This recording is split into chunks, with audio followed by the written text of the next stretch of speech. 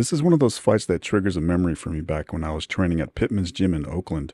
I remember coming in the Monday after this fight and talking about it with a gym member named Gordon, who said, did you see the fight? Shows what a good jab will do for you.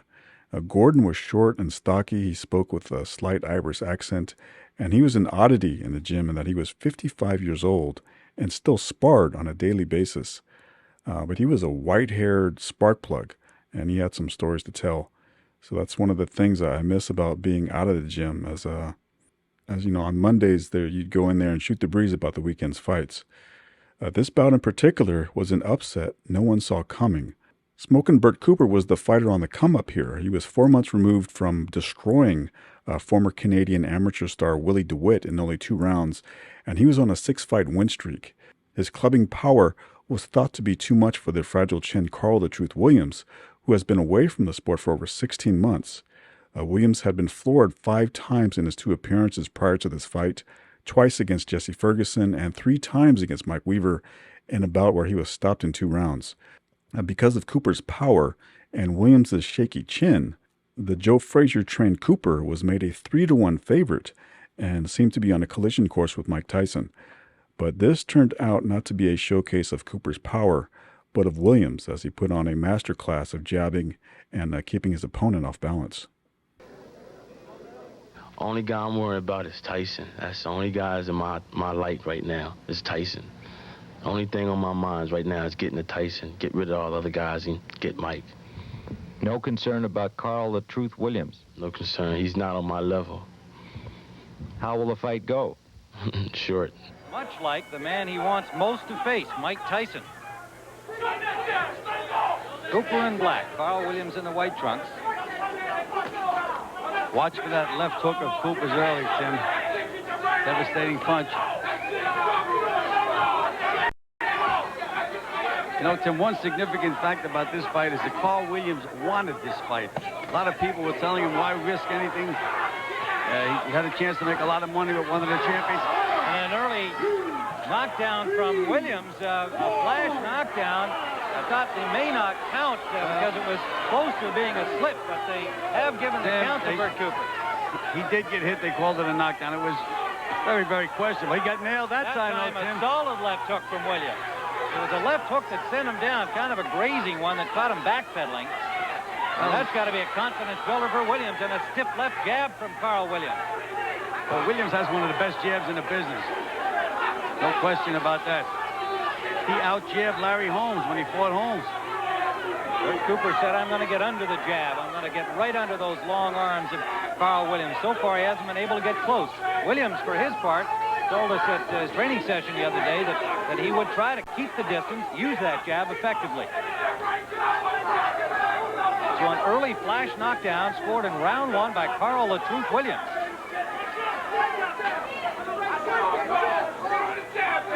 This is scheduled for 12, the USBA heavyweight title at stake. Currently a vacant crown, last held by Tony Tucker, now the IBF champion. Tim, Williams is a tall guy, and instead of Bert Cooper going into a crouch and attacking, trying to get inside, he's standing up to look at the tall guy. Very, very bad error. He should be underneath. Bend those knees, move that head. Williams continuing to jab effectively here in the first round. Cooper unable to get close. I think that second left hook from Williams was actually more damaging than the one that sent Cooper down, Gil. And those are the things, Tim. When you can make a guy like Cooper respect you early, that's what boxers have to do. And that's what Williams did.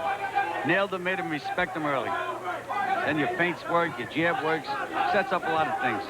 Good concentration from Carl Williams in this first round. Eye on the target at all times. Under 30 seconds we go.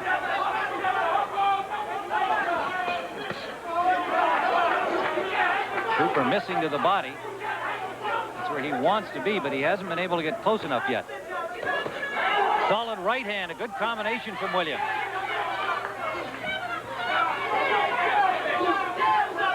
Final seconds of round 1. A lot of on the punch, Gil. It looked like Cooper was a little off balance when it landed. Cooper had his feet out of position, Tim. You have to have 1 foot forward, 1 foot back. We're live in round number 2 with a knockdown scored by Williams in round 1, and there's a big right hand but Cooper took it. Backs up Carl Williams with his counter-punching left. And another left landed by Cooper. Well, that's the thing. That's the question with Carl Williams. His chin has always been questionable, and Cooper is the big puncher. Williams, for his part, had just landed a straight right hand, but Cooper had his left going over it at exactly the same instant. In that last fight, a second-round knockout at the hands of Mike Weaver. No action since then, although he has been in the gym and trained for a couple of fights that didn't come off. Good body shots now by Cooper. That's where he wants to be, but he's swinging wildly. Well, that was that down home left hook, Tim. That landed, we would have been going home. Cooper's been down on the Fraser Plantation in South Carolina for about 3.5 weeks. A lot of hard work. And that's just a push by Williams, using his forearm and his superior weight. Tim, you know, the knock on Williams is the bad chin, the knock on Cooper is his stamina. I think it's going to be a question of Williams hanging around to the 6th, 7th, 8th round. Under a minute to go, round 2.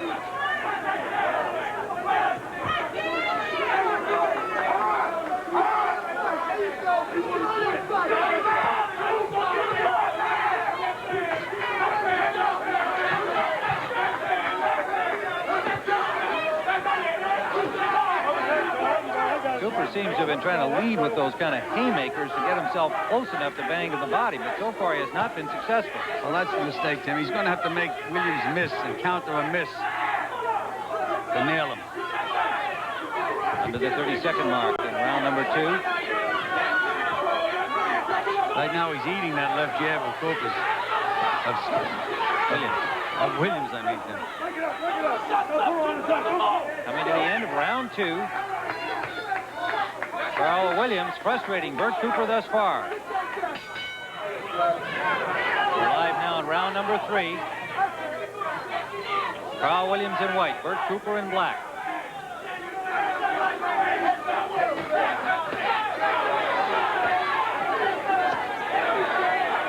Williams continuing to jab, keeping Cooper away from him, and it's been effective. Cooper has to bend down, Tim. He has to bend his knees. Standing up straight.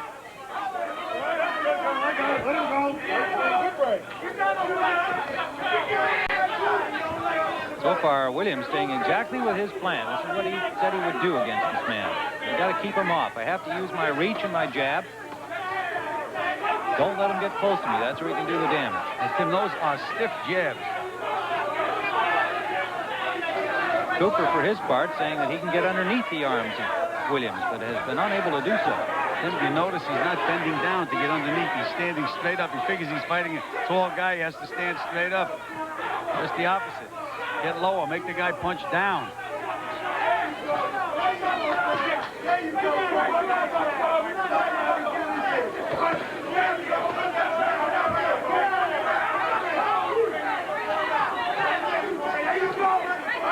Inside.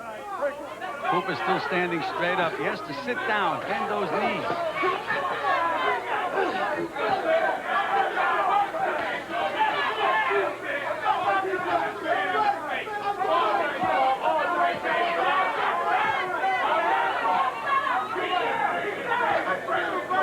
Under a minute to go in the 3rd round, and so far Williams has had no difficulty in keeping Cooper off. That excellent jab with the inviting target, as you point out, Gil, the upright Bert Cooper.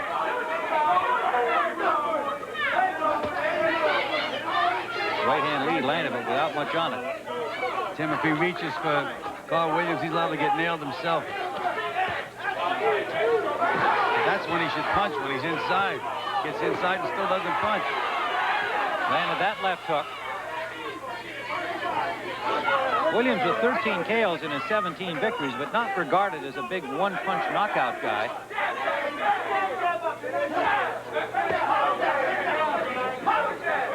Coming to the end of round number 3. This is scheduled for 12, the championship distance for the USBA title.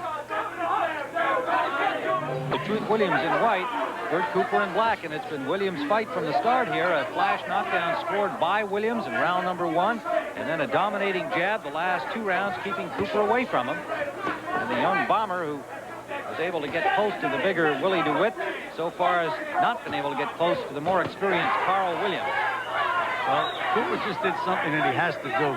When Williams punches, or even if Williams hits him, that's when he has to punch back. And he just did it. Not effectively, but at least he threw the punch. We heard Williams trainer Carmine Graziano saying, "You're the disciplined boxer. You're the one with the experience." Inside. Is he a little frustrated at this point, Gil? Very, very frustrated, Tim. He's being puzzled. He just can't figure Williams out up to this point. It's going to take one big whack by Cooper to get his confidence back and get him back into this fight. Under a minute to go in round 4. Walks in and doesn't punch. Saw Pinklin Thomas in a similar kind of circumstance against the young Mike Tyson, and then suddenly in that 6th round, boom, the one big punch you just talked about came from Tyson and turned that around in a hurry. You have to throw him, though, Tim, and Cooper right now is not throwing enough punches. Under the 30-second mark. Round 4. There's the first jab of the fight thrown by Cooper. Landed.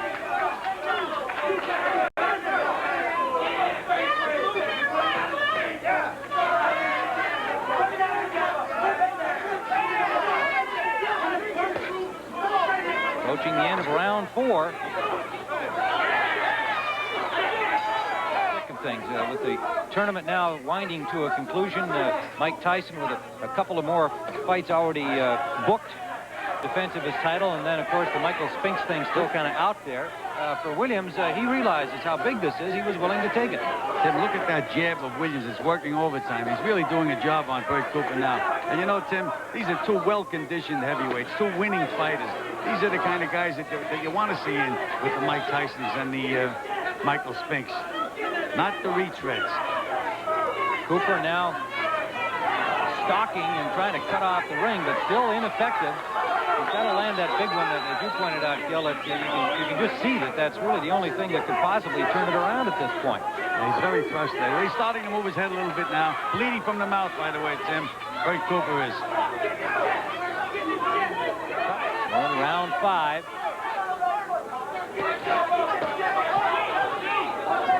There's a solid right by Williams. Well, that may have helped Cooper because it woke him up a little bit. Grazing left and a right hand landed by Cooper. Under a minute to go in round 5.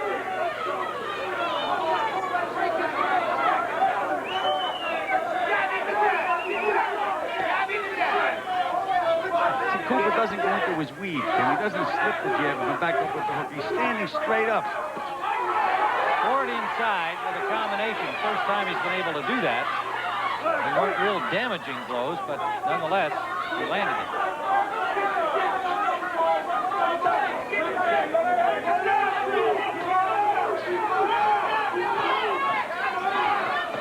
Carl Williams has been very precise with his punching, measuring them, making them count.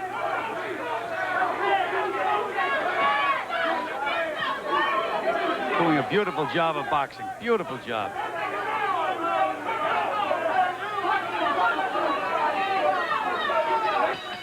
At the end of round number 5, and on our cards, Carl the Truth Williams, very truthful indeed, pitching a shutout as we see it. Scoring will be done by the 3 judges, Frank Burnett, Charlie Speen, and Rocky Castellanti, all of New Jersey. We're in the corner of Bert Cooper. See if we can hear Joe Frazier.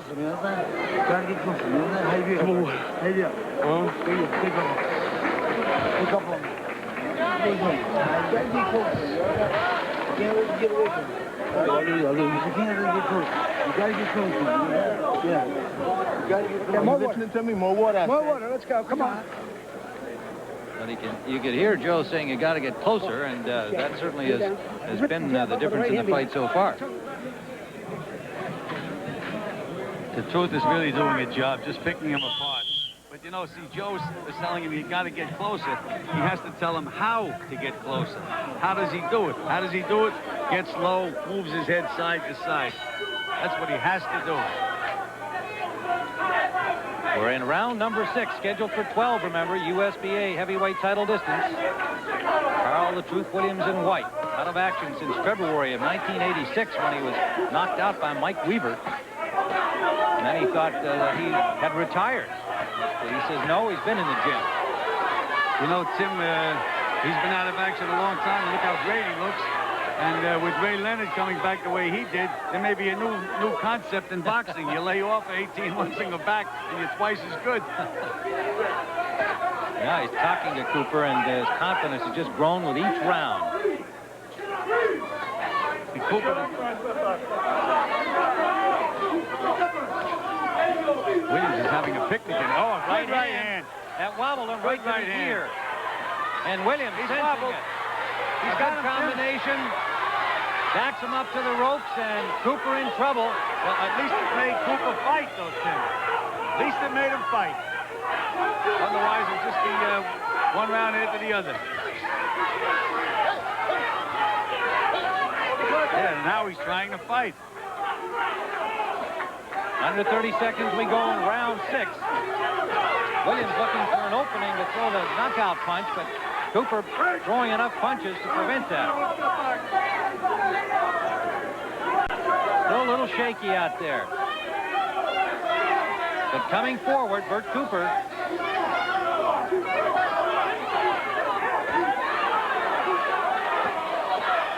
Williams with another solid right and another right hand. At the bell, Carl "The Truth" Williams with Cooper in trouble in his corner at the end of round number 6. Thought he nailed him a little after the bell that time, Tim, with that last right hand. And that was the big one. Let's go back and take a look at that first damaging right hand blow from Williams in the final minute. Set up as he has been through the fight with a left jab, and that right to the ear of Cooper.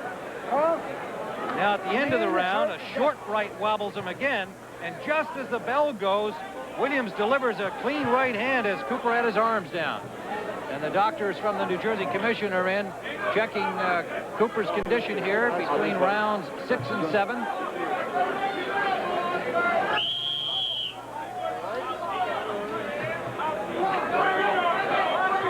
And Cooper does not appear to be... Now, I thought for a moment there that he was considering not getting off the stool, but apparently was telling the doctor he's all right, and he's out there for round number 7. Tim, not only that, he's got a lot. He's still standing straight up. You can't miss him. I don't think he's really got himself back together yet from the shots at the end of round 6. Although, Tim, those wars, they have them every day in Joe Frazier's gym. It should make him feel at home. He's got to throw some punches. There's a left hook. We're in round 7, scheduled for 12. Standing straight up, looking to get nailed. And Williams willing to oblige, and we have him winning all 6 rounds thus far. A knockdown is the flash type variety in round 1, and more damage inflicted in round 6 without a knockdown. That is one of the few times he slipped the jab and threw the hook. That's what he has to do.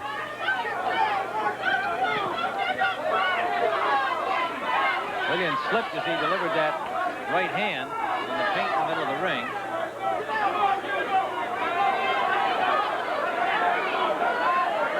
Cooper looks like he's fighting in slow motion, Tim. Straight up, hands down, moving very, very slowly, very lethargic. I think he's had quite a bit taken out of him. Well, but Tim, he was that way from the opening bell.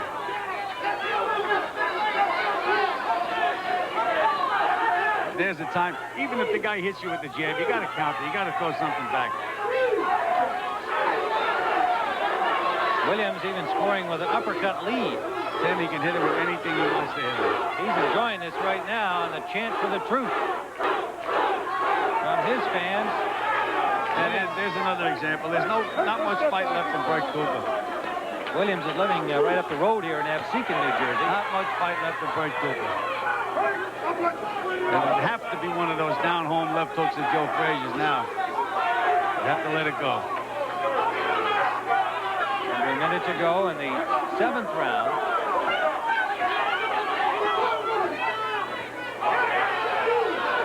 Williams continues to give a jabbing lesson. Cooper's not punching at all. At some point, that may be considered by referee Randy Newman. I'm sure they'll examine him closely in the corner again. Under the 30-second mark we go in the 7th round.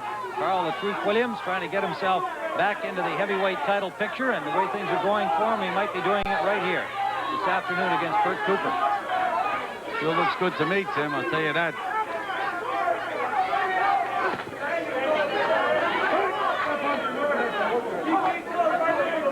Warning to Cooper for using his head, and that's what counsel came from Williams to referee Randy Newman. Round number 8, and it may be that Bert Cooper is not going to come out. The doctors were in, and it looked like they were going to let him continue, but Bert Cooper, in discussing it with Joe Frazier, you could see just said, "I haven't got it, Joe." I mean, he obviously is not able to continue about this fight, but did you expect it to go this way? Well, I expected, frankly, I expected it to be a 12-round decision, my favor, of course, because I know Bert Cooper's probably one of the best heavyweights out there. I mean, there's nobody, and I mean nobody out there that can cope with a Bert Cooper. Bert Cooper can go back down to the cruiserweight and take that, and if you want to pursue a heavyweight career, he can take that. You know, it's just that he was unfortunate at this particular time to face the truth. But well, the truth was that you said that you would keep him away with your jab, and that you would control the fight from the outside, and you did exactly that. That's it, because basically that was my game plan. Me and Carmen Graziano sat back and sat down. He did a great job. I got to give him credit.